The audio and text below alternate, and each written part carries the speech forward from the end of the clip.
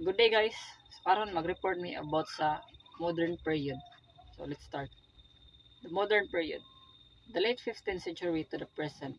Rapid advance in science, technology, culture, politics, and society characterize it, indicating a departure from the medieval viewpoint and the emergence of modern civilization.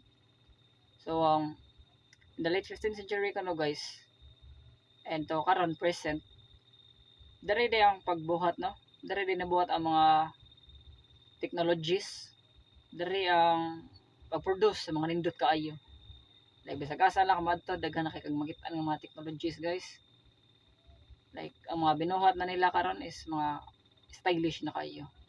Karon ang mga nabuhat ato nga technology is ang cellphones, laptops, gadgets, mga PC, something inana nga nindot kaayo magamit. Dagasan ta mada naagi siya. And sa una sad guys, mga nabuhat nila nga technology is katong mga printing press, katong stem, katong train, katong mga camera nga nindot to kayo. And something pa guys, nindot daghan kayo to.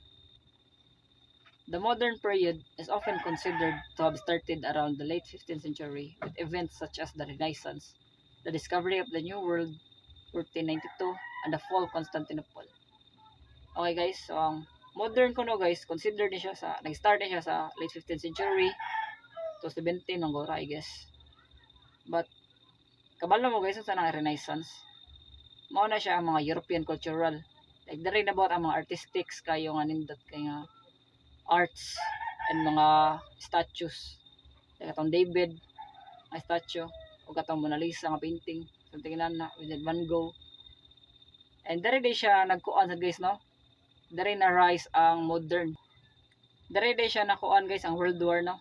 Dali ni arise ang mga modern paghuman sa World War I. And the fall of the Constantinople is mao to ang mga tao nga garali sa una. Okay. While the period is ongoing, many scholars mark its end around the late 20th century or the beginning of the postmodern era.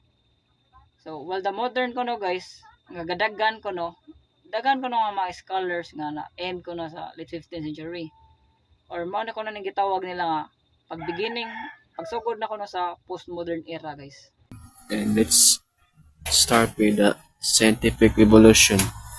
This era replaced the old Greek influenced view of nature with one based on observation, experimentation, and mathematical reasoning. It laid the foundation for modern science and profoundly shaped the modern world. Uh, Based sa ako ang nibawaan ang scientific revolution kay sila yung nag-develop from the scientists and sila naka-discover of mathematics, science, physics, chemistries, and uban pa.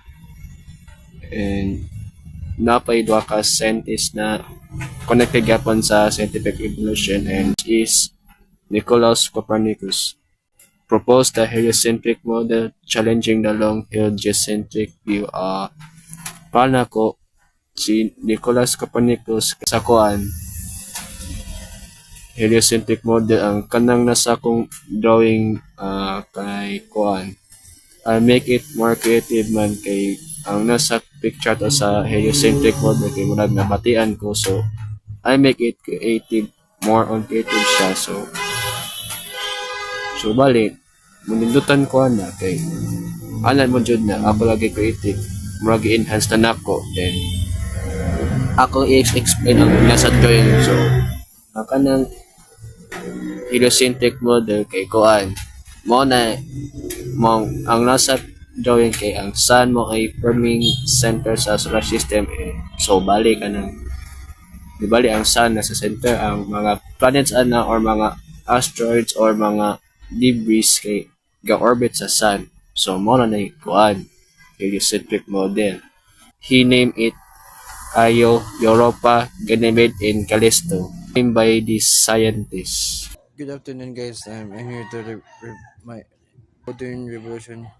Isaac Newton formulated the laws of motion and the law of universal gravitation, which provided a complete physical framework for the universe during a scientific revolution over a century. One, an object remains at rest or in uniform motion unless acted upon by an external force. Number two, the for the force on an object equals its mass times in acceleration. Number three, for every action, this is an equal and opposite reaction. So nasa tulo ka kuan laws of lifetime motion. So the laws of harmonies. So Enlightenment was an intellectual and philosophical movement that dominated Europe during the 18th century. Naiuba nga planeta paspas mo ay medyo paspas kami siya motoy sa kuan adlaw na labi uban nga hinay pa siya motuyok. So, good day everyone. Today I'll be discussing the political, cultural, and technological changes that shape our world. Let's start with political changes. This period marked the rise of nation states, democracy, and constitutional governments. Revolutions like the American and French revolutions promoted freedom and equality, while absolute monarchies and feudal systems started to decline. Next, for cultural and artistic movements, we had the Renaissance, Baroque, Enlightenment, Romanticism, Realism, and Modernism. These brought new ideas in art, music, and lastly, under technological advancements, inventions like the printing press, electricity, telephone, automobiles, and computers improved communication, transportation, and daily life. In summary, this change shaped the modern world by inspiring progress, freedom, and innovation. So, Morto, thank you everyone. So, maman to, ano kinalasan day no? The modern period is a vibrant time of invention, change, and disruption.